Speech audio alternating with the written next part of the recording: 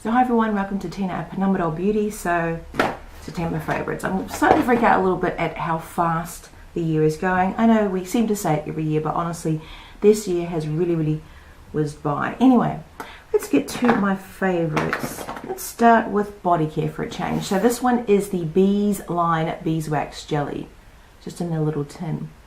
Now I actually got this the other month in the Her Fashion box, and check it out how much I've sort of used. I try not to use too much, a little goes a long way. It's actually solid, but like a lot of those sort of solid waxy type balms, it really just sort of melts into the skin or absorbs quite quickly. I'm trying to say it's for, you know, regenerating, as it says, dry skin, but it's really soft and nice. And it does, I don't know why, for some reason I thought it would smell like honey. I mean, it reminds me of pawpaw ointment and you know, coconut oil balm, a lot of those sorts of products for the skin, but really nice. I've just been having issues on my legs. They just have been getting really dry. But I've been loving that sort of after a shower. Also been enjoying this one, another one that I got in the box. This is the Ensure Organics Midnight Bloom. What I like sort of mentioning them is because I'm actually starting to use a lot of the stuff in the boxes. And I don't know if you can see how much I've used in there. There's a big dip in there. I've been using this sort of everywhere else, so that's really, I've been concentrating on my dry areas, especially around the knees, the beeswax, and then this one around the other parts. Okay, face. Two opposite ends of the spectrum. I don't know, in Australia, NARS, I think it's quite expensive. And then you've got Colour Theory. This is a new brand. I'm not sure if it's been around for the last year. Also at Amcal Chemist, I believe. It's called Colour Theory. I've shown this one before. It's the Bronzer Natural Glow. I actually use this as an all-over colour, a matte bronzer, or, you know, pretty much anything I can use this for, because you can see the shade of it. It's not sort of too deep. It's not orangey.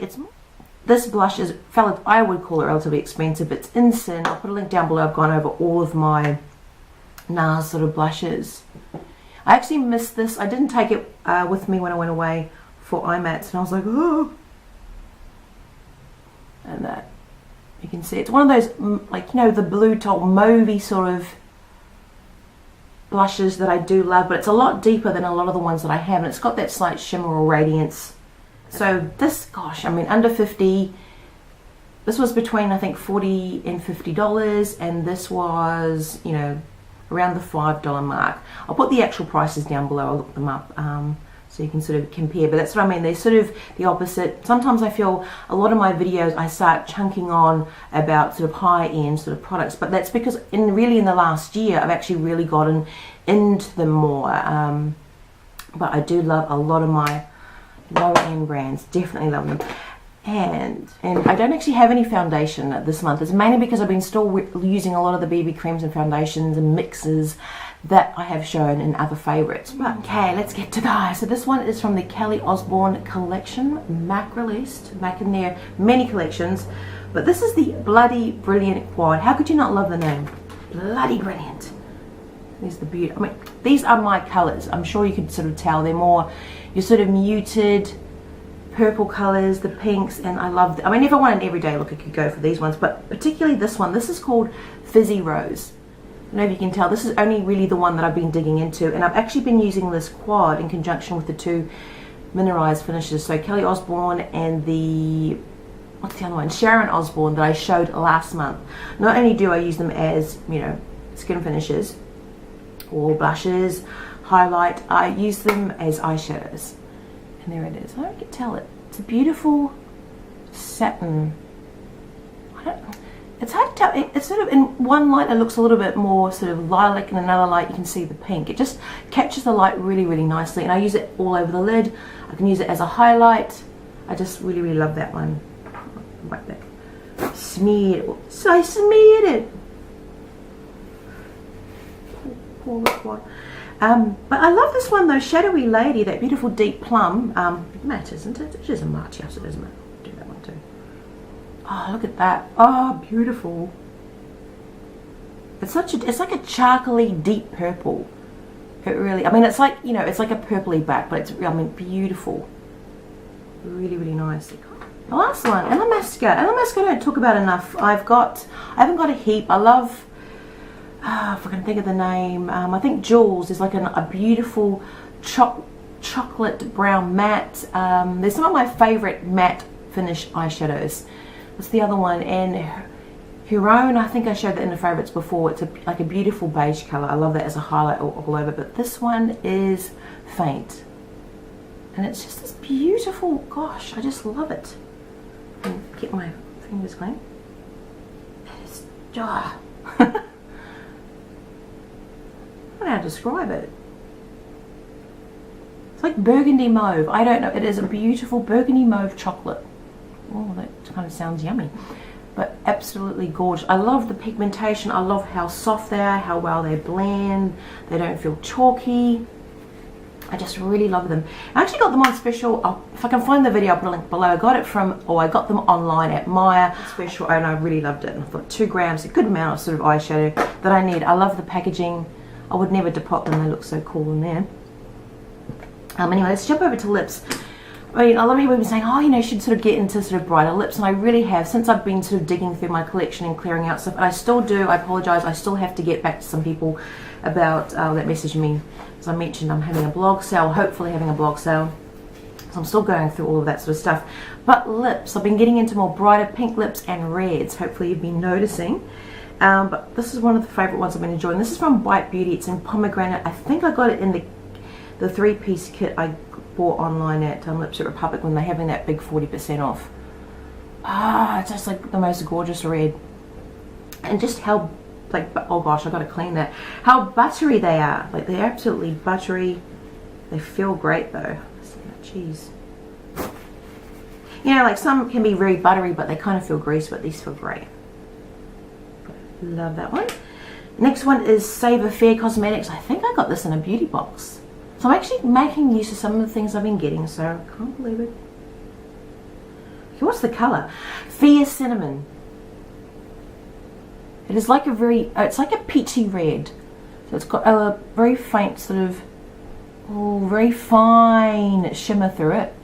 But, it's beautiful. And I could be wearing them in conjunction. Like I could wear this all over the lip because it's so creamy, or I could wear that under it and wear that over the top. But this one is my standout. This is by Stila. I got this, I wish I could remember. I know it was in a pack. I'm thinking maybe Sephora. It's in Beso 10. I've got a couple of these samples. It's in the Stay All Day liquid lipstick. And hey, I've got my, my Velveteens. I've got the velour lips. I've got some new ones in the, look, I've got a heap of the like lip lacquer, lip cream matte lipsticks that are all over the place at the moment. But look at that red. It's a gorgeous red. But this one, out of all of them, stays on like I wouldn't believe. And I love wearing it under some of these, or under my other lipsticks. It gives a great base, so it looks great over the top, and I'm being really impressed. Just smudging it out. But sometimes if I want to wear it as a base, I'll do this. So I'll put it on and I'll just like smudge it or rub it into my lip.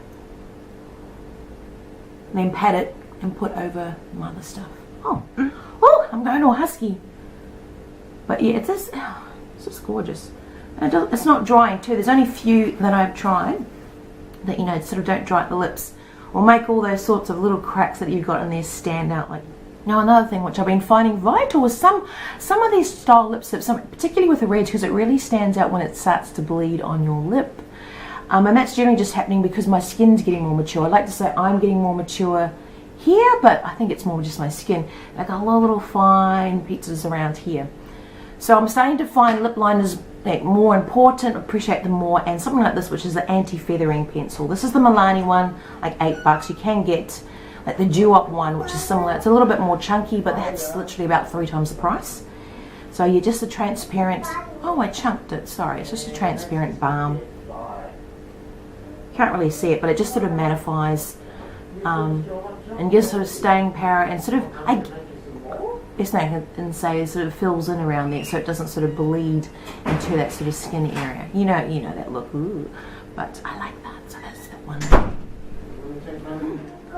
The family's home. Doing this on a Saturday morning, so I talked so long I couldn't get through it.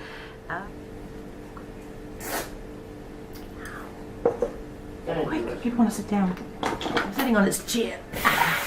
Check out the haircut. Check out the new haircut. Uh-oh, we've seen all the makeup stuff. Okay, quick, get to it, get to it. This one is the Artis Linear One brush. I'll put a link down in the video where I rambled on about them. But this is great. I've been enjoying it for eyebrow. I probably should have done them today. They look shocking.